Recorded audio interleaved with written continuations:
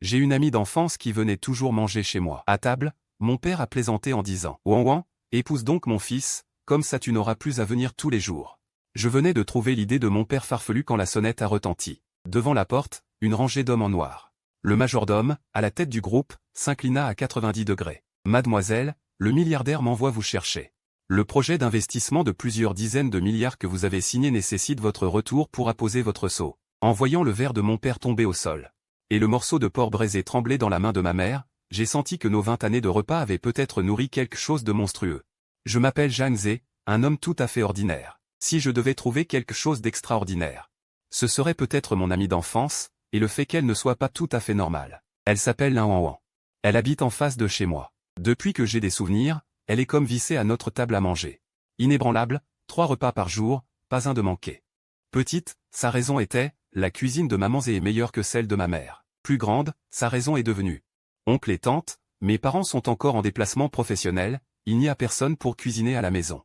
20 ans comme un seul jour, quoi qu'il arrive. Même mon chien, en la voyant, pousse habilement son bol de nourriture dans un coin, de peur qu'elle ne s'attaque même à ses croquettes. Mes parents la considèrent déjà comme une demi-fille. Chaque fois, ils ajoutent en souriant une paire de baguettes. Viens, ouan ouan. Prends le plus gros morceau d'os de côte, tu as l'air si maigre. Ma mère, Madame Zhang Yuifan, la regarde toujours avec des yeux maternels. Mon père, le camarade Zhang Jiango, après avoir bu 2 petits verres d'alcool, me tape sur l'épaule en soupirant. Mon fils, regarde comme Wanwan est gentil. Celui qui l'épousera aura de la chance. Moi, je veux juste dire, la chance est pour vous, la nourriture est pour moi. Aujourd'hui, encore un samedi ordinaire. Le coucher de soleil traverse la fenêtre, dorant d'une chaude lueur notre table en bois qui sert depuis plus de 10 ans. Sur la table, 4 plats et une soupe. Porc braisé, ailes de poulet au cola, tomates brouillées avec des œufs. Légumes verts à l'ail, plus une marmite de soupe de côte de porc au maïs. Mon père, le camarade Zhang Jiango, vient d'ouvrir une bouteille de nul en chant, se verse un verre, et le boit avec satisfaction. Parfumé, c'est vraiment la cuisine de ta mère qui est parfumée. Ma mère lui jette un regard noir. Tu as vraiment la langue bien pendue. À la place d'honneur de la table, c'est Lin Wanwan qui trône. Elle tient une aile de poulet de la main gauche, un travers de porc braisé de la droite, et la bouche pleine à craquer. Elle marmonne d'une voix pâteuse, la cuisine de Tante Zhan est la meilleure du monde. En voyant sa petite bouche luisante de graisse, je n'ai pas pu m'en empêcher. Lin Wanwan. T'étais un affamé dans une vie antérieure? Mange plus doucement, personne ne te dispute la bouffe. Elle avale la viande dans sa bouche, me lance un regard noir, les joues encore gonflées. Ça te regarde? Si tu ne manges pas ce gros travers dans ton bol, il sera bientôt à moi. En disant ça, ses baguettes s'avancent vers mon bol. J'ai l'œil vif et la main rapide. Je soulève mon bol d'un coup. Tu rêves. Maman me l'a spécialement réservé. Radin. On peut même pas parler en mangeant. C'est notre échange quotidien de pique. Mes parents regardent à côté, ravis, avec une expression attendrie de couple qui se taquine. Bon, Zézi, laisse un peu Wanwan. Mon père prend la parole. Il a l'air particulièrement de bonne humeur aujourd'hui, il boit encore un verre. Les yeux un peu rouges, il fixe Lin Wanwan qui bûche à manger. Soudain, il sourit comme un vieux renard malin. Wanwan, oncle, qu'est-ce qu'il y a? Lin Wanwan lève la tête, une feuille de chou encore pendue aux lèvres. Mon père lâche une bombe. Tu vois, tu viens manger chez nous tous les jours. Tu es comme un membre de la famille. Oncle veut te parler d'un truc, d'accord? Dites, oncle. Pourquoi tu n'épouserais pas notre petit Zé? J'ai craché ma soupe d'un coup. Heureusement, j'ai détourné la tête à temps, sinon le repas était fichu. Ma mère est restée figée un instant, puis elle a ri en tapant mon père. Vieux fou. Tu racontes n'importe quoi après un verre. Le visage clair de Lin Wanwan a rougi. À vue d'œil, comme une pomme bien mûre. Elle a baissé la tête, triturant le coin de son vêtement, sans dire un mot pendant un long moment. Mon père continuait à s'exciter. Ce n'est pas des bêtises que je raconte, regarde, si Wanwan se marie avec nous. Elle n'aura plus à courir tous les jours, ce sera plus pratique. Et nous, dans notre famille, on aura une fille de plus, des liens plus forts, c'est génial, non? Plus il en parlait, plus il trouvait son idée géniale. Xiaozé. Qu'est-ce que t'en penses? Il me lance la question. Je regarde Lin Wanwan, la tête baissée. Le visage presque enfoui dans son bol, puis mon père avec son air plein d'espoir. Mon instinct de survie me pousse à passer en mode critique. Papa. Laisse tomber. Je m'éclaircis la gorge et commence une analyse sérieuse. Quelle est notre situation? Moi, un étudiant ordinaire. Avec 2000 yuan d'argent de poche par mois. Toi, un retraité, avec une pension de 5000. Maman, travailleuse communautaire, salaire de 4000. Revenu total de la famille, 11 000 yuan par mois. Pour nous trois, l'eau, l'électricité, le gaz. Les relations sociales, on est déjà serré. Et maintenant tu veux ajouter une bouche à nourrir? Tu sais combien la Wanwan peut manger? Elle mange pour 2 comme moi. Et le porc a augmenté. Le porc n'est plus bon marché. Tu veux nous faire foncer vers l'inverse de la prospérité? La faillite. À peine ai-je fini de parler, l'air à table se fige. Le sourire de mon père se fige, ma mère veut rire mais n'ose pas, le visage tout rouge. Lan lève lentement la tête, ses yeux pleins de reproches, comme si elle regardait un scélérat sans cœur. Zhang Ze, ses lèvres tremblent, comme si elle avait subi une terrible injustice. J'allais dire, c'est pour le bien financier de notre famille, quand une sonnette claire brise ce silence embarrassant. Dring, dring, qui c'est? À cette heure-ci, maman se lève, je vais ouvrir. Je me précipite pour quitter la table, si je reste, je risque d'être tué par le regard de Lan. Je traîne mes pantoufles, je me dandine jusqu'à la porte, je regarde par le Judas. Waouh, la vache! Devant la porte, une rangée de personnes. Le premier est un homme d'âge mûr. En costume noir en laine, les cheveux luisants et impeccables. Des gants blancs aux mains, l'air sérieux comme s'il allait à un banquet d'État. Derrière lui, bien alignés, 4 hommes costauds en noir, chacun mesurant un m90, avec des lunettes de soleil. Des pectoraux qui pourraient assommer un bœuf. Quelle mise en scène! J'ai cru que c'était une équipe de tournage venue faire un film de parrain dans notre quartier. J'hésite. Mais j'ouvre quand même la porte d'un cran, vous cherchez qui? Le costaud en costume s'incline légèrement.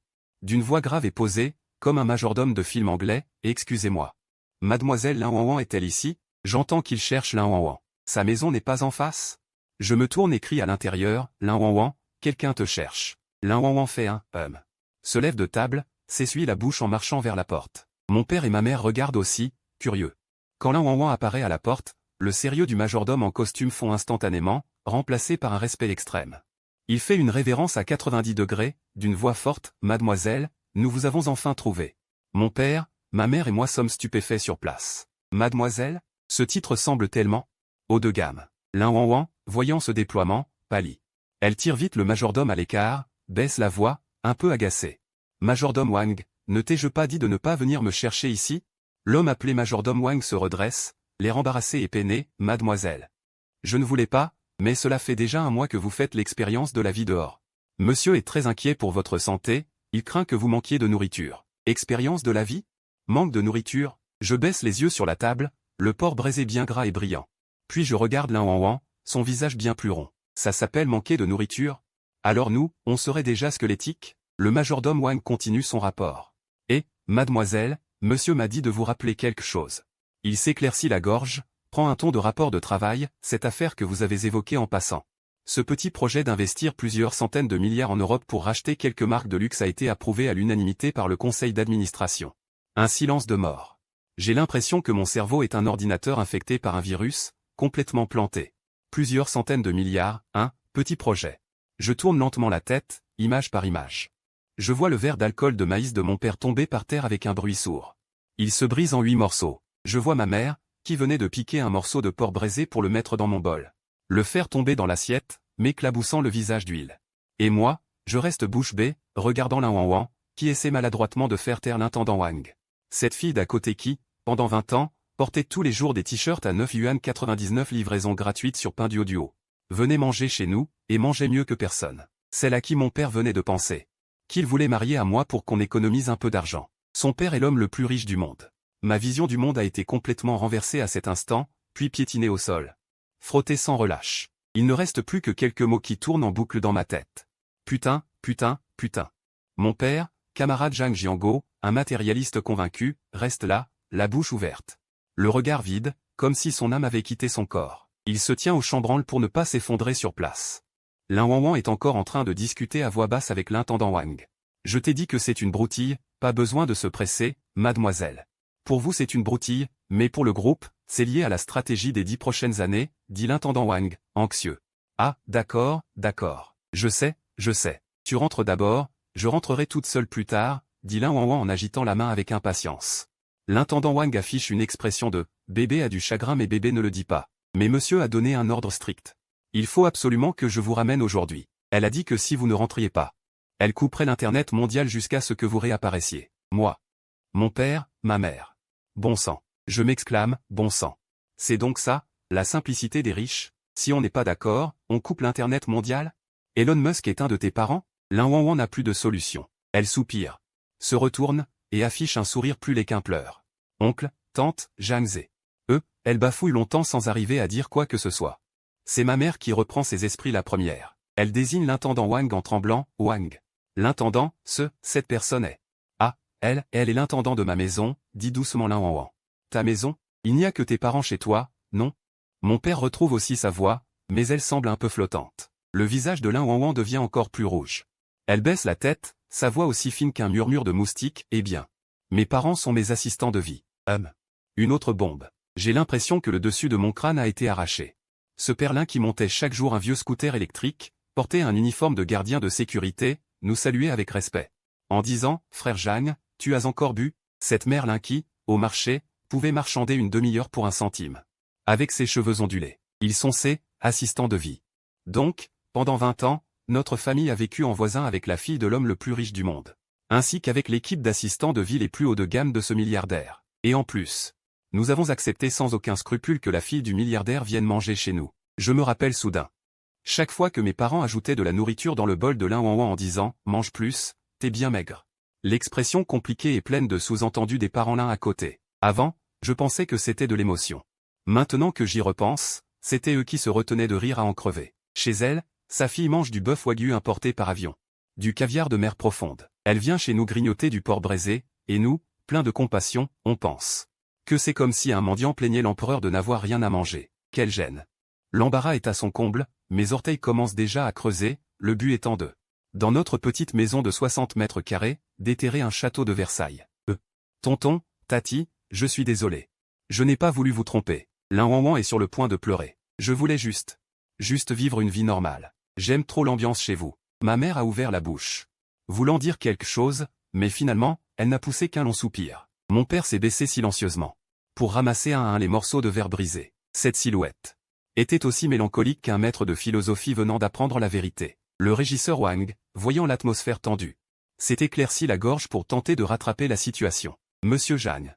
Madame Jagne, jeune monsieur Jagne, ne vous méprenez pas. La demoiselle est sincère avec vous, c'est certain. Le vieux maître vous est très reconnaissant, merci pour toutes ces années de soins envers notre demoiselle. En disant cela, il a sorti une enveloppe de sa poche, une enveloppe très épaisse. C'est une petite attention du vieux maître, pas grand-chose, veuillez l'accepter. Il a tendu l'enveloppe à mon père des 2 mains. Mon père, en regardant l'enveloppe, s'est mis à trembler comme s'il avait la maladie de Parkinson. N'osant pas la prendre. Ma mère a aussi agité les mains, non, non, non. Régisseur Wang, nous ne pouvons pas accepter cela. Nous nous occupons de Wanwan. Pas pour l'argent. Le régisseur Wang eut un sourire qui contenait une certaine. Vous ne comprenez pas l'élégance. Madame, vous vous méprenez, ce n'est pas de l'argent. Pas de l'argent? Pensais-je intérieurement. Une carte cadeau, peut-être? Le régisseur Wang ouvrit l'enveloppe et en sortit une liasse de documents. Il tendit les documents à mon père, c'est le cadeau du vieux maître pour vous. Au centre-ville, dans le quartier d'Or, au Tianyu-Fu. Un penthouse duplex, 360 mètres carrés, avec jardin suspendu et piscine. Le titre de propriété est déjà prêt, au nom du jeune monsieur Jagne. De plus, un bon de retrait pour une Rolls-Royce Phantom, et une carte noire sans limite de crédit. Le vieux maître a dit, ce n'est qu'une mise en bouche. Tant que le jeune monsieur Jagne ne tourmentera plus notre demoiselle à l'avenir, il y aura une récompense bien plus généreuse par la suite. La voix du régisseur Wang était calme, mais chaque mot était comme un marteau lourd, frappant violemment mon cœur. Ne plus tourmenter. Récompense généreuse. J'ai tout compris instantanément. En gros, aux yeux de ce milliardaire, je n'étais que ce pauvre garçon ignorant, osant vouloir m'élever. Il venait me frapper avec de l'argent pour que je dégage. Le visage de mon père devint immédiatement violet comme un foie. Vous, qu'est-ce que ça signifie? Il tremblait de rage, nous sommes pauvres, mais nous avons de la dignité. Nous avons traité Wanwan comme notre propre fille. Et vous nous insultez ainsi, papa. Je l'ai arrêté. Je pouvais sentir que l'estime de soi de mon père avait été piétinée comme jamais. Lin Wanwan, paniqué, cria au régisseur Wang. Régisseur Wang, qu'est-ce que tu racontes? Qui t'a dit de faire ça? Mon papa a-t-il mal compris quelque chose? Le régisseur Wang conservait son sourire professionnel, mademoiselle. J'agis simplement sur ordre. Sur ordre, vraiment. Je regardais toute la scène. Et soudain, je ne fus plus nerveux. J'avais même envie de rire. Je pris une profonde inspiration. Et pris la liasse de documents des mains de mon père médusé. Un éclat de mépris passa dans les yeux du régisseur Wang.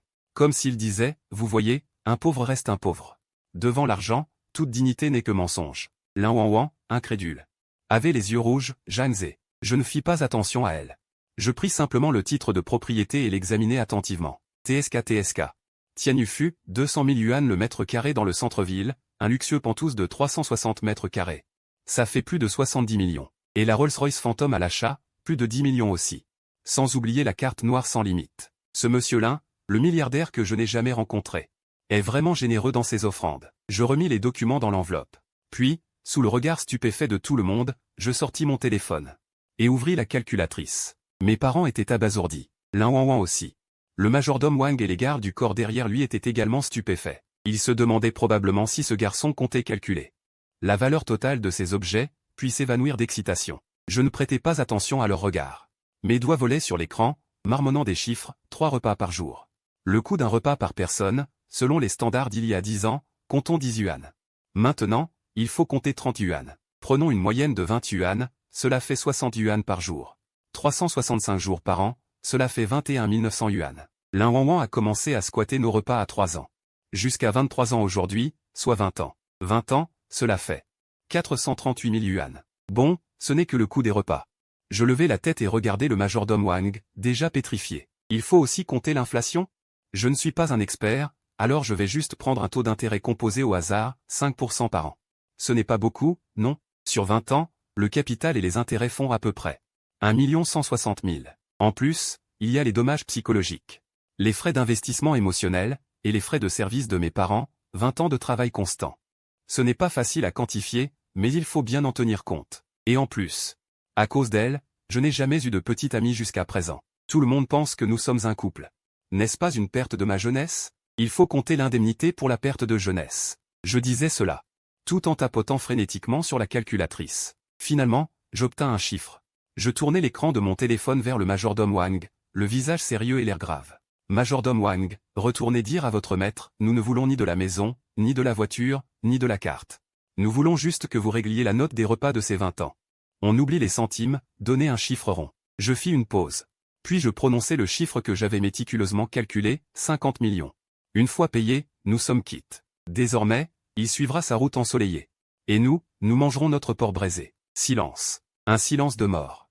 On aurait entendu une aiguille tomber. Le visage de poker du majordome Wang, d'habitude impassible, était maintenant un spectacle haut en couleurs. Tantôt bleu, tantôt blanc, comme une teinturerie. Il avait sans doute traversé des années de commerce. Géré d'innombrables problèmes épineux pour son maître, vu d'innombrables cupides. Et d'innombrables personnes intègres. Mais il n'avait jamais vu quelqu'un comme moi, qui, une seconde plus tôt, semblait être un arriviste avide d'argent, et la seconde suivante, sortait une calculatrice pour compter la note des repas de 20 ans. Jeune monsieur Zhang, dit-il d'une voix tremblante, mettant du temps à retrouver sa voix. Que voulez-vous dire? C'est très clair. J'agitai mon téléphone, l'air tout à fait naturel, argent contre quittance. Vous payez les repas, et je romps tout lien avec Lin Wanwan. Un échange équitable, n'est-ce pas? Équitable. Le majordome Wang vacilla, faillit tomber. Les gardes du corps derrière lui le soutinrent rapidement. Majordome Wang, ça va? Ça va, il fit un geste de la main, prit une profonde inspiration. Comme s'il essayait de se calmer. Il me regarda à nouveau, les yeux pleins de complexité, de choc, d'incompréhension, et surtout, d'un sentiment absurde comme s'il avait vu un fantôme. Jeune monsieur Zhang, êtes-vous sûr que ce n'est pas une plaisanterie? Est-ce que j'ai l'air de plaisanter? Je pris un air grave, pendant ces 20 ans, notre famille a économisé. Enduré toutes les privations, pour donner le meilleur à Lin Wanwan. Mes parents n'osaient même pas dépenser leur retraite. Tout est allé pour lui acheter de la viande. Ce que nous avons sacrifié, je vous le dis, l'affection n'a pas de prix. Mais, je changeai de ton. Les repas ont un prix. 50 millions, pas un centime de moins. On accepte WeChat, Alipay, virement bancaire. Pas de chèque, c'est trop lent. Mon discours passionné, logiquement implacable, plongea tout le monde présent dans le silence. Mes parents sont déjà sortis de leur état de choc et me regardent maintenant avec une expression qui semble dire « Mon fils a-t-il perdu la tête ?» Lin Wanwan, quant à elle, est complètement passée de la tristesse d'avoir été insultée à un état d'étonnement muet face à mes manœuvres absurdes. Elle me regarde, les yeux rouges, comme si elle voulait dire quelque chose, mais ne sait pas par où commencer. Finalement, elle tape du pied et me crie « Zhang Ze, espèce de salaud !» Sur ces mots, elle fait volte-face et s'enfuit. « Mademoiselle !» s'écrie l'intendant Wang, paniqué, et il ordonne rapidement aux gardes du corps « Vite, suivez mademoiselle !» Les 2 gardes du corps s'élancent immédiatement à sa poursuite. Il ne reste plus sur place que l'intendant Wang, les 2 autres gardes, et nous, famille de 3 en plein désarroi. L'intendant Wang me regarde, son expression dépasse désormais le simple mot complexe. C'est un mélange tordu d'absurdité, d'admiration et d'un immense mal de crâne. Monsieur Zhang semble-t-il vouloir dire quelque chose, mais finalement, tout se résume à un soupir. Je rapporterai cette affaire à monsieur le patriarche exactement comme elle s'est passée. Il pose sur le meuble à chaussures près de la porte l'enveloppe contenant le titre de propriété et les clés de la voiture. Veuillez d'abord garder ces choses. Quant à ce que vous avez dit à propos de l'argent, j'attendrai d'en référer à monsieur le patriarche. Sur ces mots, il nous salue à nouveau d'une révérence, puis s'enfuit précipitamment avec les personnes restantes. La porte se referme. Enfin, le monde retrouve le silence. Je pousse un long soupir de soulagement, comme si je venais de remporter une dure bataille. Mes jambes flageolent et je m'effondre directement sur le sol. Mon fils, tu vas bien? Ma mère s'empresse de venir me soutenir. Tu as eu peur tout à l'heure? Pourquoi lui as-tu demandé de l'argent? Mon père me regarde aussi avec inquiétude. Adossé au mur, je ris amèrement. Papa, maman, si je n'avais pas dit ça, qu'aurais-je pu faire d'autre? Je les regarde sérieusement et dis, leur fille est l'héritière de la plus grande fortune du monde. Nous, que sommes-nous? Des gens ordinaires. À ses yeux, nous ne sommes pas différents des fourmis sur le bord de la route.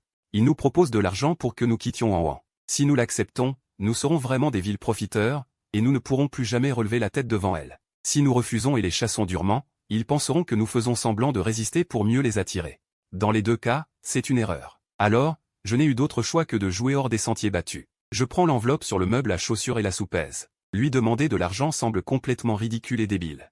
Mais c'est justement ce genre d'absurdité qui peut briser ses attentes. Il pensait que j'étais un petit gigolo intéressé par l'argent. Mais, contre toute attente, je me suis mis à compter sérieusement les dépenses de la vie quotidienne. Ce contraste va éveiller sa curiosité, au lieu d'un simple mépris et d'une colère. Il va se demander, quel genre de type étrange est ce garçon? Que veut-il vraiment? Dès qu'il commence à réfléchir, nous ne sommes plus des fourmis qu'il peut écraser à sa guise. Nous obtenons alors le droit de négocier. Ma mère reste bouche bée, abasourdie. Après un long moment, mon père murmure, on dirait que, c'est logique. Ma mère, quant à elle, caresse ma tête avec tendresse, tu as dû en endurer, mon enfant.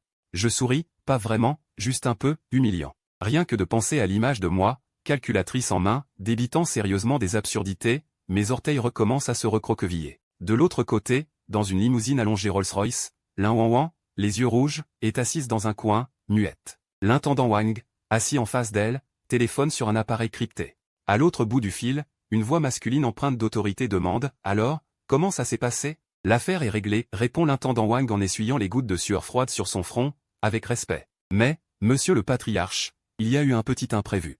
Imprévu? Quel imprévu? Ce gamin n'a pas trouvé l'argent suffisant. La voix de l'homme se refroidit. Non, non, l'intendant Wang se recompose avant de parler.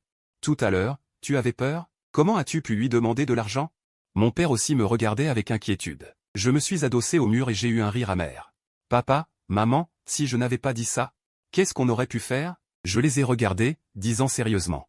Elle est la fille de l'homme le plus riche du monde, et nous, qui sommes-nous? Des gens ordinaires. À ses yeux, on ne vaut pas mieux que des fourmis sur le trottoir. Il pourrait nous écraser avec son argent. Nous faire quitter Wan. Si on accepte, alors on deviendrait vraiment des lâches qui ne convoitent que son argent, et on ne pourrait jamais relever la tête devant Wan. Si on refuse, et qu'on les chasse sans pitié, ils penseront juste qu'on fait la fine bouche. De toute façon, on a tort. Alors, je n'avais d'autre choix que de sortir des sentiers battus. J'ai pris l'enveloppe sur la console, je l'ai soupesée. Lui demander de l'argent, ça semble absurde, ridicule. Mais c'est justement cette absurdité qui brisera ses attentes. Il pensait que j'étais un gigolo cupide. Mais voilà que je lui parle sérieusement de dépenses quotidiennes. Ce contraste éveillera sa curiosité, plutôt que du simple mépris et de la colère. Il se demandera. Quel genre de phénomène est ce type? Qu'est-ce qu'il veut? Dès qu'il commence à réfléchir. Nous ne sommes plus des fourmis qu'il peut écraser. Nous avons désormais le droit de négocier. Ma mère en restait bouche bée. Après un moment, mon père a marmonné. Ça, semble logique. Ma mère, elle, a caressé ma tête avec tendresse. Pauvre de toi, mon fils. J'ai souri. Ce n'est rien, juste un peu, humiliant. Rien que de penser à moi, tout à l'heure, avec la calculatrice, en racontant n'importe quoi d'un air sérieux, mes orteils recommencent à se crisper. De l'autre côté, dans une limousine Rolls-Royce, Wan, les yeux rouges, était assise dans un coin. Sans dire un mot, le majordome Wang, en face d'elle, téléphonait sur un téléphone crypté. À l'autre bout du fil, une voix masculine pleine d'autorité demanda, alors, ça s'est passé? Tout est réglé, répondit le majordome Wang en essuyant la sueur froide de son front, avec respect. Patron, il y a eu un petit incident, un incident. Quel incident? Ce gars trouve que l'argent n'est pas assez. La voix de l'homme se refroidit. Non, non. Le majordome Wang organise ses mots. Il parvint à s'exprimer avec difficulté, il n'a pas demandé d'argent. Un peu de fierté, alors que voulait-il? Les parts de ma société? Ou peut-être devenir mon gendre à succès? La voix de l'homme portait une pointe de moquerie. Le majordome Wang prit une profonde inspiration.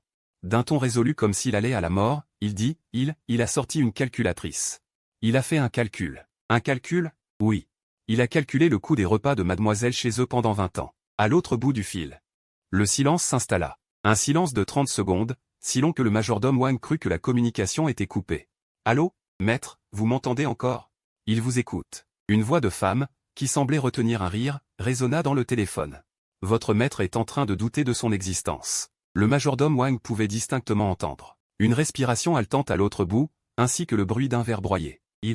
Combien a-t-il calculé? La voix de Lin Wani, le milliardaire, semblait venir d'entre ses dents serrées. Il a dit, en tenant compte de l'inflation, des dommages moraux, de la perte de jeunesse, et en arrondissant, ça fait 50 millions. Ah! À l'autre bout. La femme qui retenait son rire explosa enfin. Vieux Lin, regarde ça. On t'a pris pour un parasite qui profite des repas gratuits. Ah! Et il te réclame le prix des repas, 50 millions. C'est trop drôle. Lin Wani ne prêta pas attention aux moqueries de sa femme. Il resta silencieux longtemps, si longtemps que le majordome Wang crut qu'il allait ordonner qu'on le jette dans le fleuve. Enfin, une voix gravée, légèrement amusée résonna dans le téléphone, intéressant. Comment s'appelle ce garçon? Janze. Lin Wani répéta ce nom. Donne-lui. Le majordome Wang fut surpris.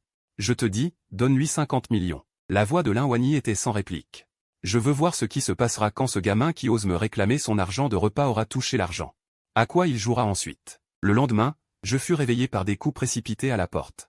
Le cheveu en bataille, j'allais ouvrir en bâillant, pensant que c'était Lin Wang qui venait encore mendier le petit déjeuner. Mais à la porte se tenait le même majordome Wang que la veille. Seulement aujourd'hui. Il semblait encore plus respectueux, et même. Son regard portait une curiosité comme face à un animal rare. Monsieur Zhang Zhen. Bonjour. Il s'inclina légèrement. Bonjour. Je bâillai. Des problèmes? Sur ordre de mon maître. Je viens vous apporter quelque chose. Sur ces mots, il se déplaça sur le côté. Je vis derrière lui deux gardes du corps porter un immense coffre-fort. Qu'est-ce que c'est? Demandai-je, abasourdi. Ce que vous avez demandé. Le prix des repas, répondit le majordome Wang d'un ton sérieux. Hier, je n'ai parlé que pour délier la conversation. Pour briser la glace. Qui aurait cru qu'il le prendrait au sérieux? Et en plus. Qui paie des repas avec un coffre-fort? Majordome Wang. Je plaisantais hier. J'essayais de m'expliquer. Non. Monsieur Zhang Zhen. Mon maître a dit qu'une parole donnée ne se reprend pas. Une dette de 20 ans de repas doit être remboursée. Le majordome Wang, très sérieux, frappa dans ses mains. Les deux gardes poussèrent un « Oïs » et soulevèrent le coffre-fort d'un mètre de haut pour le déposer bruyamment. Au milieu de mon salon, le sol en trembla. Mes parents, alertés par le bruit, sortirent de leur chambre et restèrent bouche bée devant ce spectacle. C'est quoi, monsieur Zhang? Madame Zhang, ceci vous est dû, dit le majordome Wang. En sortant une clé de sa poche, il l'inséra dans le coffre et composa le code. D'un clic, la porte s'ouvrit. Une lumière dorée éclatante faillit m'aveugler. Le coffre était rempli de lingots d'or. Disposés proprement comme des briques, ici se trouve l'équivalent en or du cours international. Cela correspond à 50 millions de yuan en or, expliqua l'intendant Wang. Le patriarche a dit que l'argent liquide prend trop de place, l'or est plus pratique. Vous appelez ça pratique? Chez moi, je n'ai même pas de place pour le ranger, dis-je en regardant cette caisse. Pleine de trucs dorés, j'avais l'impression que ma respiration s'arrêtait. Mes parents, eux, se sont directement effondrés sur le canapé, avec une expression de « Qui suis-je? Où suis-je? Comment se fait-il que notre maison est soudainement une mine d'or ?» L'intendant Wang semblait très satisfait de notre réaction. Il referma le coffre-fort et me tendit la clé, « Monsieur Zhang. L'argent et la marchandise sont échangés. Conformément à l'accord, j'espère qu'à l'avenir, vous n'aurez plus aucune relation avec notre demoiselle. » Ces paroles furent comme un seau d'eau froide, éteignant instantanément la faible convoitise que j'avais eue en voyant les lingots d'or. Je le regardai, puis son énorme coffre-fort. Et je compris, ce n'était pas de l'argent pour les repas, c'était une indemnité de rupture. Et une indemnité pleine d'humiliation. Lin Wang me disait, gamin. Tu as fixé ton prix, je l'ai payé. Maintenant. Prends ton argent et dégage. La colère en moi monta d'un coup. Je ne pris pas la clé, je me contentai de rire froidement. Intendant Wang, vous vous trompez, n'est-ce pas? J'ai parlé de l'argent des repas des 20 dernières années, pas de celui du futur. Dis-je d'un ton traînant. L'intendant Wang resta figé, monsieur Zhang. Que voulez-vous dire? Vous voulez revenir sur votre parole? Non, dis-je en voyant son expression se durcir, et je pris un ton délibérément lent. Après tout, après ce petit scandale, le niveau de notre nourriture doit aussi être revu à la hausse, non? Avant, c'était de la cuisine familiale. À partir de maintenant, ce sera du niveau 3 étoiles Michelin. Un repas. À 100 000 ou 80 000, ce n'est pas excessif, n'est-ce pas? L'intendant Wang me regarda. La bouche s'ouvrant et se fermant, avant de lâcher. Vous êtes un voyou. Merci du compliment, dis-je avec un léger sourire. Je suis encore loin derrière votre patriarche. À ce moment-là, mon téléphone sonna. Je le sortis, c'était Lin Wang. Je répondis et mis le haut-parleur. À l'autre bout du fil. Sa voix tremblait de larmes. Zhang Ze, tu as accepté l'argent de mon père? Oui, je l'ai accepté, avouai-je franchement, une caisse pleine de lingots d'or. Je ne sais même pas où les mettre. Toi, espèce de salaud! Cria-t-elle de rage, je ne pensais pas que tu étais ce genre de personne, prêt à sacrifier nos 20 ans de lien pour de l'argent. Un lien? Quel lien? Dis-je, feignant la surprise. Entre nous, à part une amitié de cantine. Y a-t-il autre chose? À l'autre bout, Lin Wanwan était trop furieuse pour parler. On n'entendait plus que sa respiration haletante. Je pouvais l'imaginer, sautillant de rage à cet instant.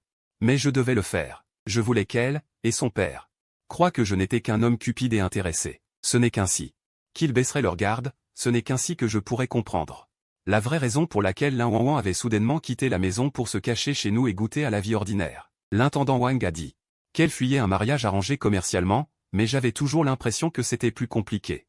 Bon, je n'ai rien d'autre, je raccroche, dis-je d'une voix nonchalante.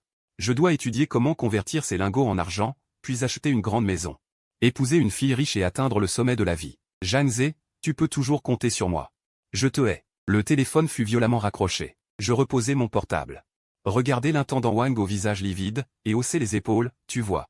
Le problème est réglé. Maintenant, il me déteste, il ne viendra sûrement plus me chercher. Le majordome Wang me regardait fixement, comme s'il voulait voir une fleur éclore sur mon visage, mais... Il ricana froidement. Espérons-le. Il n'en dit pas plus. Il tourna les talons et partit. Arrivé à la porte, il s'arrêta. Il se retourna et me lança un regard profond. Petit Jeanne, mon maître m'a chargé de vous transmettre un message. Il a dit, jeune homme, la route est encore longue. Ne vous laissez pas égarer par un peu d'argent. Ce monde est bien plus complexe que vous ne l'imaginez. Sur ces mots, il partit sans se retourner. Je regardais son dos, mon sourire s'effaçant peu à peu. Complexe? Bien sûr que je sais que c'est complexe. Si ce n'était qu'une simple union commerciale, Lin Wanwan, avec un cerveau de ce niveau, aurait mille solutions. Elle n'aurait pas besoin de fuguer et de se cacher chez moi. Il y a forcément une raison plus profonde. Et cette raison est probablement liée à son futur fiancé. Je baissai les yeux vers l'énorme coffre-fort au milieu du salon. Très bien. Puisque vous avez monté la scène, je vais jouer ce rôle avec vous. Je veux voir. Ce fiancé qui donne tant de fil à retordre aux plus riches du monde, quel genre de monstre est-ce donc? L'après-midi, je cherchais en ligne comment légalement et discrètement traiter une grande quantité d'or. Un appel inconnu entra, je décrochai. Allô, c'est Zhang Ze, à l'autre bout du fil. Une voix jeune et arrogante. C'est moi. Qui êtes-vous? Qui je suis? Tu n'as pas le droit de le savoir. L'autre ricana. Je ne te donne qu'un conseil, éloigne-toi de Lin Wanwan. Elle n'est pas pour une merde comme toi. Je haussai un sourcil. Tu en as, du culot. Comment? Tu es son fiancé? L'autre sembla surpris par ma franchise. Il marqua un temps d'arrêt. On dirait que tu n'es pas complètement idiot. Oui, tout à fait. Je m'appelle Chu Tian, et je serai bientôt le fiancé de Wanwan. Chu Tian. Ce nom sonne comme celui d'un patron tyrannique. Donc tu appelles pour me menacer? Je ris. Ce n'est pas une menace, c'est un avertissement. La voix de Chu Tian était pleine d'incrédulité. J'ai enquêté sur toi. Un simple étudiant pauvre d'une famille ordinaire. L'oncle Lin t'a donné 50 millions, c'est plus d'argent que tu n'en gagneras de ta vie. C'est plus d'argent que tu ne pourras jamais gagner. Prends l'argent et disparais, c'est ton meilleur choix. Si tu ne sais pas apprécier et que tu t'obstines à espérer l'impossible. Il marqua une pause, sa voix devint glaciale. Je te ferai regretter, toi et ta famille, de ne pas m'avoir écouté. Par exemple, te fermer les yeux pour de bon. Faire perdre leur travail à tes parents, faire en sorte que ta famille, dans cette ville, ne puisse même pas trouver un boulot de balayeur. C'était une menace pure et simple, et elle visait ma famille. Mon regard se glaça instantanément. Chu Tian, hein. Que tu sois un patron tyrannique ou le roi du ciel, je ne te dirai qu'une chose. Si tu touches un seul cheveu de mes parents, je te garantis que tu mourras en rythme. Sur ce, je raccrochai immédiatement. Je regardai par la fenêtre, le regard glacial. Apparemment, ce Chu Tian est la clé du problème. Quelqu'un que Lin Wanwan préfère fuir plutôt que de l'affronter, quelqu'un qui donne du fil à retordre à un ponte comme Lin Wangji. Au point qu'ils ne peuvent résoudre le problème qu'avec de l'argent. Ce Chu Tian a des antécédents très complexes. De plus, il est arrogant, prétentieux, et sans scrupules. Pour gérer ce genre de personnes, les méthodes classiques ne marchent pas. Il faut des tactiques douteuses. Je sortis mon téléphone, trouvai un numéro et composai. L'appel fut rapidement pris. Allô, frère Ze. Quoi de neuf? Encore fauché? Je te préviens. Ce mois-ci je ne peux te prêter que 200. Plus, et je devrais manger de la terre. À l'autre bout. La voix de mon camarade de chambre, le gros, se fit entendre. Gros, rends-moi un service. Quel service? Tant que c'est pas de l'argent, ça marche. Trouve-moi des infos sur une personne, Chu Tian, un homme. Elle a environ 25 ou 26 ans, sa famille doit être très riche, extrêmement riche. Le gros resta silencieux un moment, puis dit, frère Zé, tu as attiré ce genre de personne. Je te le dis, on ne peut pas se frotter à ce genre de type. Écoute mon conseil. Fais vite des excuses avec de l'argent. Je t'ai demandé de le renseigner, pas de me faire la leçon. Je l'interromps, dis-moi juste, tu peux enquêter ou pas? Le gros est en informatique. Son plus grand hobby d'habitude, c'est de jouer au hacker. Sa technique est parmi les meilleures de l'école. Je peux, mes frères Zé. C'est illégal. Je lui transfère 50 000 yuan, dis-je d'un ton calme. Le gros se tait. 100 000, marché conclu. Le gros change immédiatement de ton, sa voix devient mielleuse, frère Zé. Donnez vos ordres. Non seulement je vais le fouiller, mais si vous voulez que je déterre les tombes de ses ancêtres. Je m'en occupe parfaitement. Vous voulez savoir quoi sur lui? Je vous déniche même la couleur de son slip. Je ris, pas besoin d'être aussi détaillé. Je veux juste savoir ce qu'il craint le plus, ce qui lui tient le plus à cœur, et s'il a des scandales cachés, le plus possible. Le gros est très efficace. En moins d'un jour, un fichier crypté arrive dans ma boîte mail. Le titre est très ambitieux, collection ultime des sombres histoires du boss Chu Tian édition collector. Je l'ouvre. Le contenu est encore plus impressionnant que le titre. Chu Tian. 25 ans, unique héritier du groupe Chu, actif de 100 milliards. En apparence, un jeune prodige des affaires, décisif et impitoyable. En secret, un paranoïaque au contrôle obsessionnel. Légèrement névrosé. Le fichier énumère une série de ses exploits glorieux. Par exemple, parce qu'une actrice avait jeté un regard de trop à un autre acteur. Il a utilisé ses relations pour faire blacklister cet acteur et a enfermé l'actrice dans sa villa pendant un mois entier. Autre exemple, un concurrent en affaires lui avait lancé quelques piques lors d'une réception. Le lendemain, l'entreprise de ce concurrent subissait une OPA hostile tous azimuts. Finissant ruiné et ruinant sa famille. Le plus absurde, c'est qu'il est extrêmement superstitieux. Chaque mois, il dépense des fortunes pour consulter des soi-disant maîtres en divination et en feng shui. Son bureau est rempli de toutes sortes d'objets bizarres, bénis. Et en plus, il a un grave trouble obsessionnel compulsif et une manie de la propreté. Tout doit être rangé parfaitement, sans le moindre écart. À la fin du fichier, le gros ajoute un résumé, frère Zé. Ce type est un dur, mais aussi un malade. Pour résumer ses faiblesses. Premièrement, mégalomane à l'extrême, il croit que tout est sous son contrôle. Deuxièmement, superstitieux à fond. Il a une peur bleue des fantômes et des dieux. Troisièmement, TOC sévère, il ne supporte pas le moindre désordre. Pour gérer un tel type, soit tu es plus dur que lui, soit tu es plus malade que lui. En regardant ce rapport, je ris. Être plus dur que lui, je n'y arrive pas. Mais être plus malade que lui, là, je suis à l'aise. J'éteins l'ordinateur. Je sors mon téléphone et envoie un SMS à Chu Tian, demain à 10 h. Au café de la porte sud de l'université. On cause. Très vite, il répond. T'es qui, toi, pour oser me donner rendez-vous? Je ne réponds pas. Je lui envoie plutôt une photo que le gros a dénichée. Sur la photo, on voit Chu Tian, en cachette, dans un temple, en train de faire 3 prosternations et 9 génuflexions devant une statue. À côté se trouve une tablette funéraire avec le nom d'un de ses concurrents. Devant la tablette, 3 bâtonnets d'encens. Typique du vaudou moderne. Après l'envoi du SMS, plus de réponses. Au bout de 10 bonnes minutes, Chu Tian rappelle. Sa voix est pleine de colère contenue. D'où tu sors cette photo? Chacun ses secrets, dis-je d'un ton traînant. Alors, président Chu, demain vous avez le temps pour discuter? À l'autre bout du fil. J'entends une respiration lourde. Bien, très bien, dit-il en serrant les dents.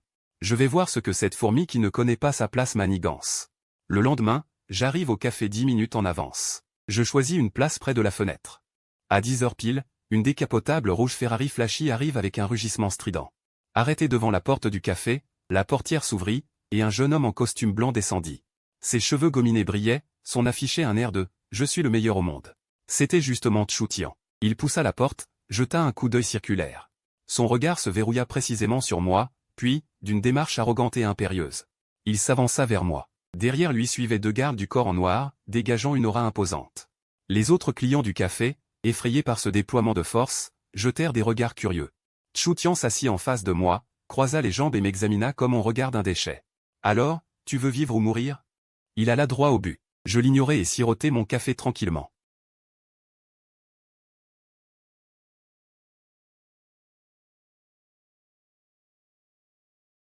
Qu'est-ce que tu fabriques? Je ne dis rien, et sortis un deuxième objet.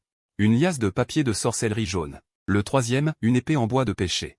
Le quatrième, un miroir octogonal. En moins d'une minute. La table entre nous était couverte de toutes sortes d'objets mystiques et ésotériques. Boussole, papier de sorcellerie, épée de bois de pêcher. Miroir octogonal, bannière funéraire, riz gluant. Sang de chien noir, remplacé par du ketchup en bouteille, bref, tout y était. Chu Tian et ses 2 gardes du corps étaient complètement abasourdis. Les autres clients du café se demandaient aussi si ce type ne s'était pas échappé d'un asile psychiatrique. Aura verte sur la tête, démoniaque. Tu vas bientôt mourir. Je lançai cette phrase d'une voix puissante. Tout le café devint silencieux instantanément. Tous les regards se fixèrent sur le visage de Chu Tian, qui commençait à verdir. Qu'est-ce que tu racontes, bordel? Chu Tian était à la fois furieux et effrayé. Bien qu'il insultât, une lueur de panique traversa ses yeux. Car je venais de toucher exactement sa plus grande peur. Je ne dis rien. Je riquai froidement, pris l'épée de bois de pêcher sur la table. Fis une pirouette avec. Je suis le 38e descendant du mont Longu. Mon nom de voix est tueur de démons, je parcours le monde pour pourfendre les démons et chasser les mauvais esprits. Spécialiste pour résoudre les problèmes des gens comme toi, possédés par des petits démons. Je vois que ces derniers temps, tu fais des cauchemars toutes les nuits, tu es dans le brouillard. Tu as toujours l'impression que quelqu'un te surveille. La pupille de Chu Tian se contracta, dans le dossier du gros, il était écrit qu'il était très stressé à cause des affaires et souffrait effectivement d'insomnie et de rêves fréquents. Et en plus, quand tu marches, tu commences par le pied gauche, et aux toilettes, tu utilises toujours la main droite? Je recommençai à débiter des absurdités avec le plus grand sérieux. Chu Tian était complètement perdu. Toi, comment tu sais? Évidemment, tout le monde fait ça normalement. Mais sur mon visage, j'affichais un sourire impénétrable, les secrets du ciel ne peuvent être divulgués. Je fis le tour de lui, tout en hochant la tête et en soupirant. TSK, une aura démoniaque, si lourde. Elle a déjà envahi tes entrailles. Directeur Chu, ta situation est très dangereuse. Si tu ne fais rien, d'ici 3 jours, il y aura un désastre sanglant. La sueur commençait à perler sur le front de Chu Tian. Il cria, fort en gueule mais tremblant, arrête de faire le charlatan. Qu'on le jette dehors. Ces 2 gardes du corps s'apprêtèrent à avancer. Soudain, je hurlai, halte. Je sortis un papier de sorcellerie jaune de ma poche. Mordis le bout de mon doigt, encre rouge préparée à l'avance, et dessinai un symbole dessus, puis je lançai le papier en l'air, pointai mon épée de bois de pêcher et criai, suprême vieux seigneur, ordre pressant comme la loi. Démon, montre-toi. Et d'un geste vif, je collai précisément le papier ensanglanté sur le front de Chu Tian. Chu Tian resta figé. Il sentait le papier collant sur son front, humide, gluant, avec une odeur sucrée. Par réflexe, il leva la main pour l'enlever. Ne bouge pas, hurlai-je d'une voix sévère. Ceci est le talisman sacré du mont Longu pour capturer les démons. L'aura démoniaque sur toi n'est pas encore chassée. Si tu l'enlèves, l'aura te contaminera en retour. Tu auras du sang qui coule par les 7 orifices et tu mourras sur le champ. La main de Chu Tian se figea en plein air, il y croyait vraiment. Parce que j'avais joué trop bien, et aussi parce qu'il était extrêmement superstitieux de nature. Alors quoi faire? Sa voix était pleine de larmes, il n'avait plus rien de la prestance du buffle. Ne t'inquiète pas, je l'ai rassuré. Tant que tu coopères avec moi, je te garantis que tout ira bien. Je l'ai repoussé sur son siège, puis j'ai pris la clochette sur la table. J'ai commencé à danser autour de lui comme un chaman, tout en marmonnant des incantations. Ciel, écoute-moi. Tout le monde était stupéfait. Un PDG tyrannique en costume blanc, avec une amulette collée sur le front, assis là, terrifié. Un moine taoïste en t-shirt et jean, qui dansait autour de lui une version gymnastique de la danse d'exorcisme. Cette scène, trop belle, je n'ose la regarder. Les 2 gardes du corps de Chu Tian étaient complètement perdus. Ils devaient se demander, qui suis-je? Pourquoi suis-je ici? Pourquoi dois-je regarder mon patron se faire ridiculiser? Est-ce que je devrais appeler un hôpital psychiatrique pour qu'on les emmène tous les 2? Après avoir dansé environ 5 minutes, j'ai failli manquer d'oxygène. Je me suis arrêté, j'ai essuyé ma sueur, le regard infiniment sincère. La sincérité attire la grâce. Tu dois, en public, envers tous ceux que tu as blessés, ouvrir ton cœur et avouer tes péchés, pour laver tes dettes karmiques et obtenir le pardon divin. Le visage de Chu Tian blêmit, ça ne va pas, non. Je ricanai. Alors attends-toi à mourir subitement. Ah, je te préviens, quand tu es sorti aujourd'hui. Tu es venu avec ta Ferrari rouge, non? Oui, c'est ça. Rouge, ça représente le feu, et aussi le sang. Aujourd'hui, tu auras forcément un accident sanglant. À peine avais-je fini ma phrase qu'un grand bruit retentit soudain devant le café. Nous avons regardé, un triporteur déboueur, n'ayant pas freiné, avait percuté de plein fouet la Ferrari rouge tape à accent grave l'œil de Chu Tian. L'avant était enfoncé. Le visage de Chu Tian devint blanc comme un linge. Maître, sauvez-moi. Il tomba à genoux. Directement devant moi, en serrant ma jambe, pleurant à fendre l'âme. Je me repens, je dirai tout. Maître, sauvez-moi, je vous en supplie. Je regardais Chu Tian à terre. Le nez qui coulait les larmes aux yeux, le cœur en fait, ça a marché. Je retins mon rire de peine, le relevai, lui tapotai l'épaule. L'air plein de droiture. Tu es réceptif. Parle, mon enfant, les dieux te regardent. Ainsi, en ce matin ensoleillé, dans le café le plus chic, se déroula une scène des plus surréalistes. L'héritier du groupe Chu, le milliardaire tyrannique Chu Tian, debout au milieu du café. Face à une foule de badauds médusés, commença sa confession, moi, je m'appelle Chu Tian. Je suis un salaud, Je n'aurais pas dû blacklister Zhang San, ni racheter Li que de manière hostile. Je n'aurais pas dû. J'ai eu tort, vraiment tort. Tout en parlant, il se giflait lui-même, claque retentissante, d'une sincérité touchante. Moi, debout à côté, tenant une épée en bois de pêcher, avec l'air d'un maître accompli. J'étais mort de rire intérieurement. Chu Tian, jouer contre moi, tu es encore trop vert. Face à un crétin, tous les tyrans ne sont que des tigres en papier. La confession publique de Chu Tian devint rapidement la plus grande risée du milieu. On raconte qu'après son retour, il s'enferma dans sa chambre 3 jours sans sortir. Son père, le président du groupe Chu, faillit faire une crise cardiaque de rage, lui coupa toutes ses cartes et le mit au coin. Quant à moi, le nom de « maître crétin » commença à se répandre dans un petit cercle mystérieux. Certains cherchaient même à me joindre par relation pour m'engager à prix d'or pour du feng shui. Il n'avait pas rappelé pour m'engueuler. J'imagine qu'il avait aussi entendu, par certains canaux, les exploits glorieux de Chu Tian le crétin. Et qu'il digérait ces infos absurdes. Le 3e soir, alors que je jouais à la console affalée sur le canapé, la sonnette retentit. Je crus que c'était encore un envoyé de mon beau-père farfelu. Et j'allais ouvrir d'un air impatient. Devant la porte se tenait Lin Wanwan. Elle portait une simple robe blanche, sans maquillage, les cheveux attachés à la va-vite. Les yeux un peu rouges, comme un petit lapin qui aurait été maltraité. Elle resta là, sur le seuil. « Zhang, tu es encore fâché contre moi. » « Je ne suis pas fâché, dis-je d'un ton neutre. Je ne fais que parler affaire. Ton père m'a donné 50 millions pour que je reste loin de toi. J'ai accepté l'argent, donc je dois tenir ma parole. Tu mens. Il s'est soudainement énervé, tu n'es pas du tout comme ça. Tu le fais exprès pour m'embêter. Alors, quel genre de personne je suis, dis-je en haussant un sourcil. Il resta sans réponse. Après un long silence, il ajouta, l'affaire Chu Tian. Est-ce que c'est toi qui as fait ça? Quel Chu Tian? Quel Li Tian? Je ne connais personne. Je commençais à faire l'innocent. Tu continues à faire semblant, dit-il. Depuis combien de temps se cache-t-il? J'ai tout entendu. Éliminer le vrai coupable? À part toi, qui pourrait avoir une idée aussi diabolique? Et alors, dis-je en le regardant. Je t'ai aidé à résoudre ton problème. Tu ne devrais pas me remercier, pour l'amitié de 20 ans partagée à table. Je te fais une réduction de 20%, je ne te prends que 8 millions. Toi. Lin Wanwan devint rouge de colère, tu ne parles que d'argent, tu es obsédé par l'argent. Je n'y peux rien, je l'avoue, je suis avare et j'aime l'argent. Avec un air insouciant, il me fixa intensément pendant une bonne minute. Soudain, il sourit. Un sourire de petit renard. Très bien, tu veux de l'argent? Il sortit un thermos de derrière son dos. Il agita le thermos devant moi, dedans, il y a du Bouddha sauté que j'ai fait moi-même pour toi. Avec les meilleurs ormeaux, concombres de mer et ailerons de requin. Prix de revient, 200 000. À partir de maintenant, je t'en apporterai tous les jours. 200 000 par jour, jusqu'à ce que tu en aies assez.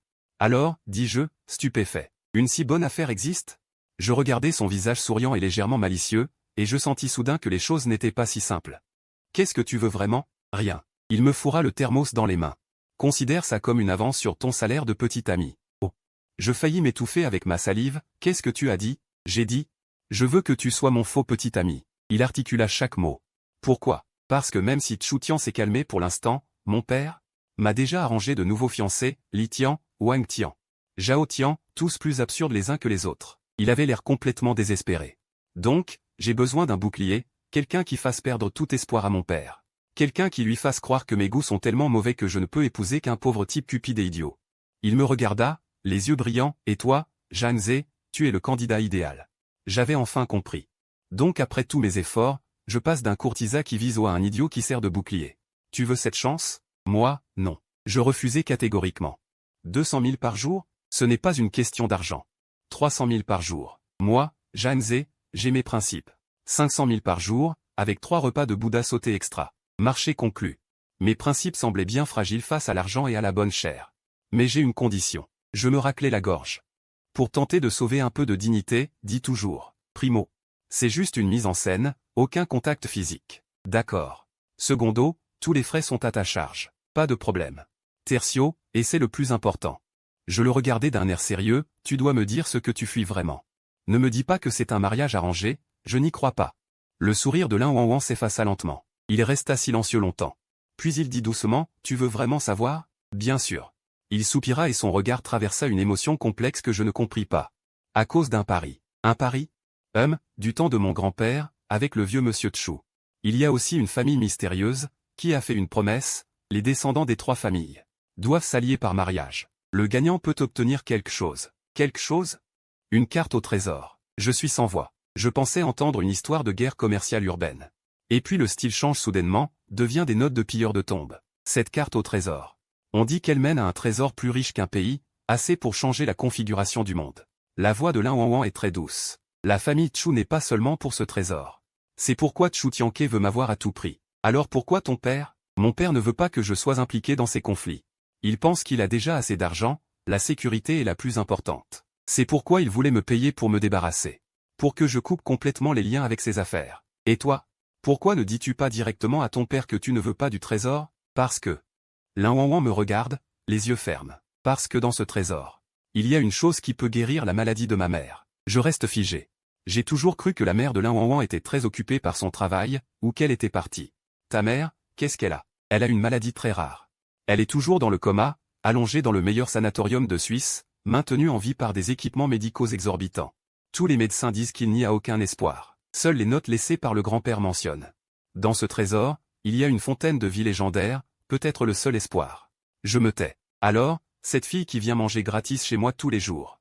Cette fille qui rit insouciante, cache dans son cœur une histoire si lourde. Ce qu'elle appelle et expérimenter la vie. Sa soi-disant fugue, ce ne sont que des tentatives maladroites pour chercher de l'espoir. Je regarde ses yeux rougis, et quelque part dans mon cœur, quelque chose devient soudainement plus doux. J'ouvre le thermos que je tiens, et un arôme riche remplit instantanément toute la pièce. Je prends la cuillère, je la remplis d'une gorgée, je souffle pour la refroidir. Je la porte à ses lèvres, ouvre la bouche. Elle reste figée. Quoi? Goûte pour voir si c'est assez salé, dis-je d'un air impassible. La cuisine de ton futur patron, si ce n'est pas bon, je te retirerai du salaire. Elle me regarde, ouvre la bouche, stupéfaite. Je porte cette cuillerée de Bouddha sautant le mur. À ses lèvres. Elle mâche, et soudain une larme tombe. Elle tombe. C'est trop salé, dit-elle en pleurant. Trop salé, c'est normal. Je prends un mouchoir en papier et essuie brutalement ses larmes. Désormais, toutes tes larmes, verse-les dans la marmite, ça économisera le sel. Elle me regarde, son chagrin se transforme en rire. Zhang Ze. Tu es vraiment un salaud. Merci du compliment. Je retire ma main. Au fond de moi, je prends une décision silencieuse. Bon, ce ne sont que des trésors. Ce n'est qu'une famille mystérieuse. Puisque tu ne peux pas le porter toute seule, alors moi. Je vais le porter avec toi. Après tout, j'ai mangé chez toi pendant 20 ans. Même si c'est toi qui m'invitais. Depuis que j'ai accepté d'être le petit ami sous contrat de Lin Wanwan, ma vie a connu un changement bouleversant. D'abord, le niveau de la nourriture a grimpé en flèche, passant des plats simples de tous les jours à un niveau de banquet d'État. Chaque matin, Lin Wanwan arrive ponctuellement. Avec une énorme boîte à bento, remplie de toutes sortes d'ingrédients de luxe que je n'avais vus qu'à la télévision. Homard d'Australie, huîtres de France. Bœuf wagyu du Japon. Au début, mes parents étaient tout étonnés et flattés. Puis ils se sont habitués. Maintenant, la première chose que fait mon père chaque matin en se levant, c'est de me demander, mon fils, aujourd'hui on mange de l'ormeau ou des ailerons de requin? Le ton est aussi calme que s'il demandait, aujourd'hui, on mange des mantous ou des baozi. Ensuite, le solde de ma carte bancaire augmente de 50 000 exactement chaque jour. En une semaine à peine, je suis devenu millionnaire. La première chose que j'ai faite, c'est de donner ma démission à mes parents, puis de les emmener dans le meilleur centre de bilan de santé. J'ai passé un examen médical complet, comme dit ma mère, élever un enfant pour ses vieux jours. Mon fils a tellement de succès maintenant qu'il peut même nous prendre en charge, bien sûr. Mais tout cela n'est qu'en surface, le vrai travail ne fait que commencer. Lin Wanyi, mon beau-père en civil, en apprenant que sa fille avait choisi un petit ami aussi cupide et débile. Il paraît qu'il a écrasé une tasse antique sur le cou, puis il a commencé son épreuve. Le premier jour, il a envoyé une invitation. M'invitant, moi et Lin Wanwan, à un dîner de gala de charité de haut niveau. Dans la salle, la foule se pressait, vêtements parfumés, chaque visage arborant un sourire poli. Il parlait un jargon commercial que je ne comprenais pas. En nous voyant, il m'a juste jeté un regard froid avant de détourner la tête. Ce regard, comme s'il regardait un poulet de basse-cour perdu dans un groupe de cygnes. Lin Wanwan était un peu nerveuse. Elle m'a chuchoté, n'aie pas peur, suis-moi. Parle peu. J'ai hoché la tête, puis je me suis dirigé droit vers le buffet. Pour rire, avec autant de bonnes choses. Autant en profiter. Je me suis précipité dans la zone de buffet, empilant foie gras, caviar, petits gâteaux comme une montagne. Les gens autour de moi me regardaient comme un monstre. Lin Wanwan se couvrait le visage, souhaitant se cacher dans un trou. Je m'en fichais. J'ai pris ma montagne, trouvé un coin, et mangé avec délice. Pendant que je mangeais, Lin Wanyi est arrivé avec un verre de vin. Derrière lui, quelques riches curieux. Monsieur Zhang, ça vous plaît? Demanda-t-il avec un sourire forcé. Pas mal, dis-je la bouche pleine, indistinctement. Mais ce foie gras est un peu gras. Un riche obèse derrière lui rit. Monsieur Zhang a de l'humour. C'est du foie gras de première qualité, importé par avion de France. Chaque portion coûte des milliers de dollars. Vraiment? Dis-je, surpris, en regardant le foie gras dans mon assiette. Alors il faut en manger plus, pour rentabiliser. Sur ce, j'en ai pris une autre grande bouchée et l'ai fourrée dans ma bouche. La bouche de Lin Wangyi a tressailli. Il a pris une profonde inspiration, désignant un vase en porcelaine bleue et blanche sur l'estrade des enchères, qui allait être mis en vente. Monsieur Zhang, que pensez-vous de ce vase bleu et blanc de l'époque Yuan? C'était une très belle porcelaine, avec une lueur bleue sous la lumière. Le présentateur décrivait avec passion son histoire et sa valeur. Le prix de départ. 80 millions. Nous nous sommes regardés, puis j'ai demandé très sérieusement à Lin Wangyi. Oncle Lin, à votre avis, ce vase, on pourrait y mettre quoi? Lin Wangyi a été pris de court, comment ça? Je veux dire, j'ai posé mon assiette, en faisant un geste. Un vase si cher, si on l'achète et qu'on le remplit de légumes marinés. Est-ce qu'il fuirait? PFF. Le riche obèse derrière lui a craqué son vin rouge directement. Les autres avaient aussi l'air de réprimer un sourire. Le visage de Lin Wangyi était noir comme un fond de casserole. Il me fixait intensément. Je vais te montrer ce qu'est une dégradation dimensionnelle, avec de la débilité.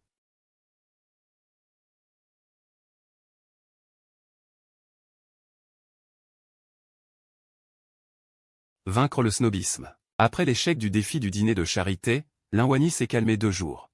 Le 3e jour, il a eu une nouvelle idée. Il a convoqué moi et Lin Wangwan.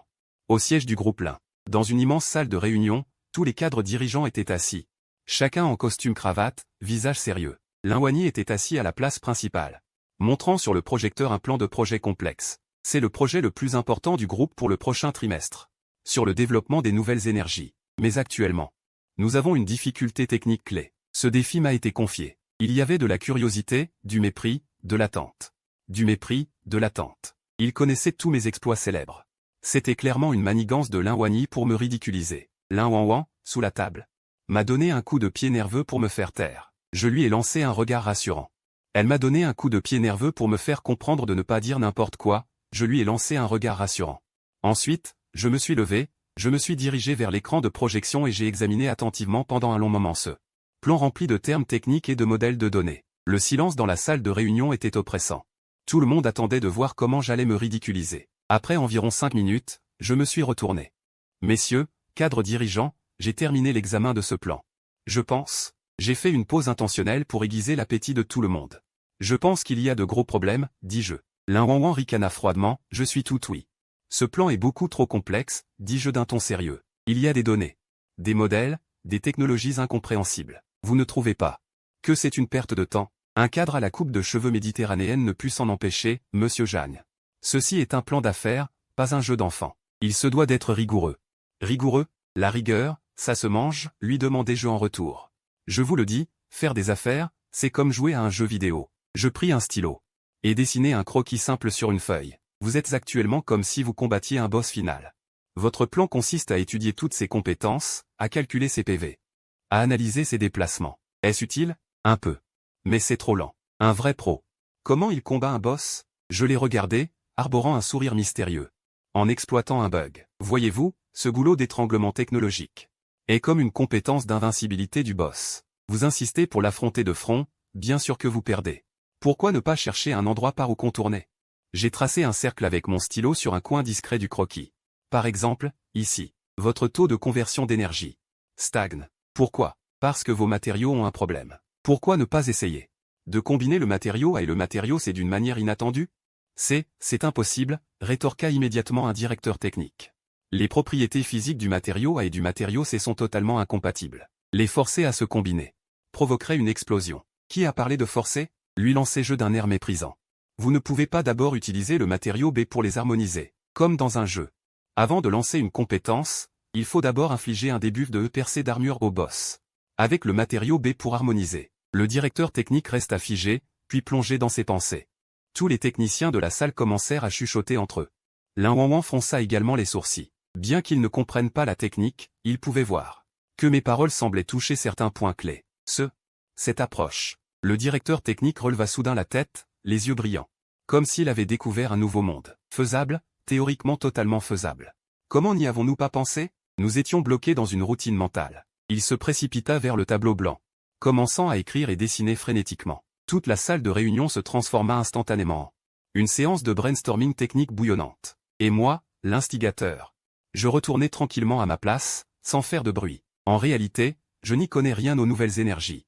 J'avais juste regardé une vidéo de guide de jeu hier soir, expliquant comment utiliser un matériau de pacotille pour synthétiser un objet divin afin de contourner la compétence d'invincibilité du boss. Ce que je viens de dire n'était que la transposition des termes du jeu dans le vocabulaire de leur plan. Je ne m'attendais pas à ce qu'une poule aveugle trouve un grain, et que cela leur donne réellement une inspiration. 1 heure plus tard, le directeur technique, tenant une liasse de brouillon couvert de formules, courut vers Lin Wanwan.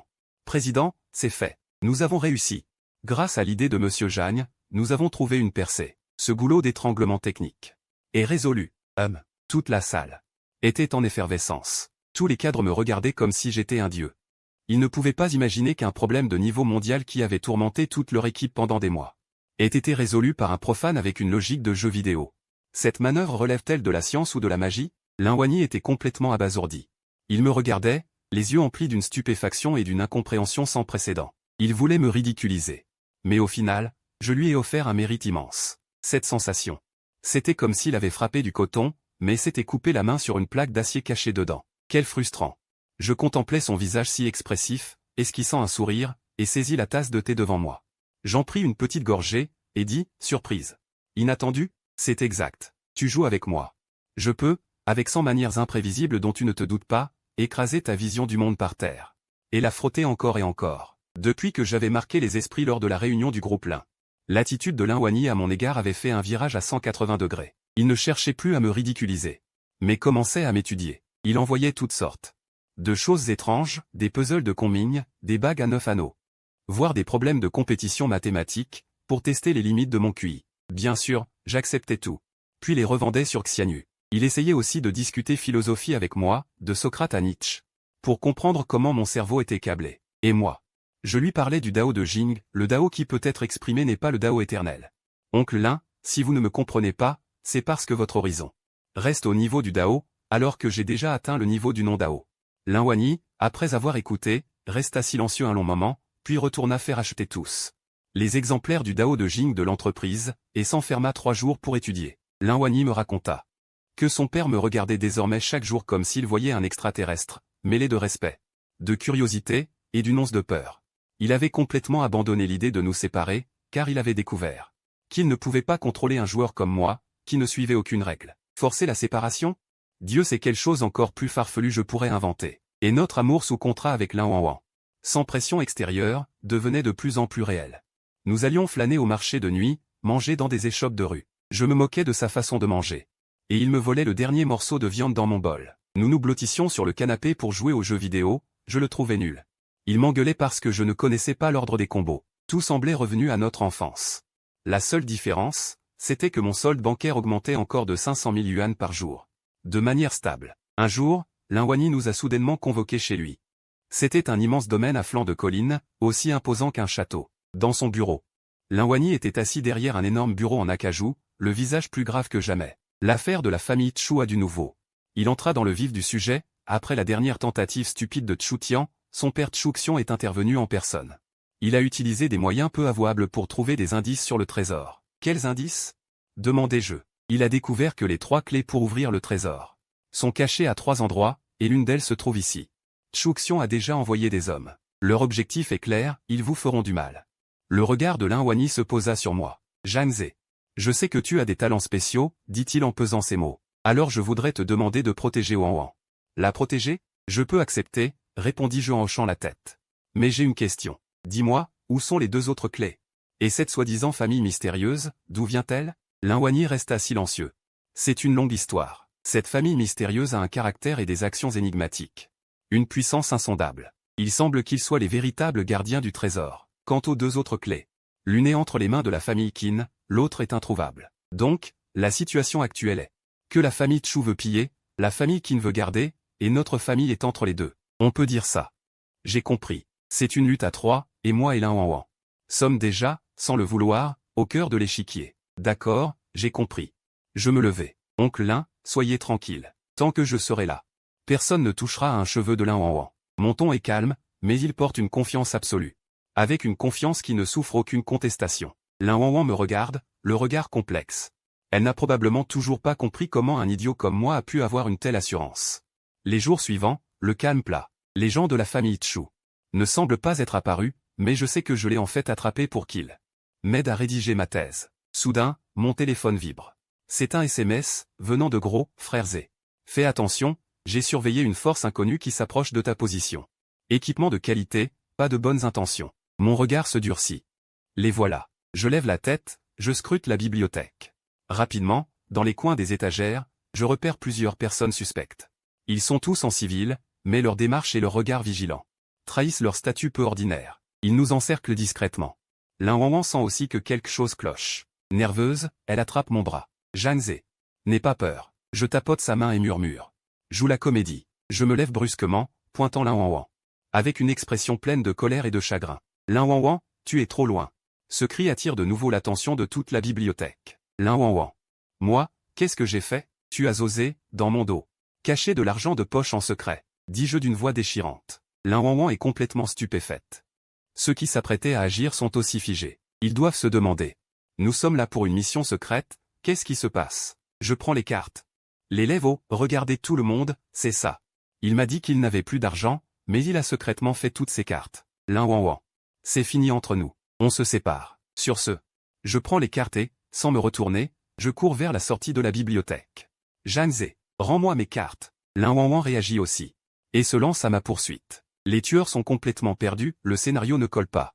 On devait kidnapper, pourquoi c'est devenu un vol de cartes bancaires? Le chef serre les dents. Et ordonne à voix basse, laisse tomber, on les suit. Ainsi, sur le campus de l'université de Pékin se déroule une scène extrêmement étrange.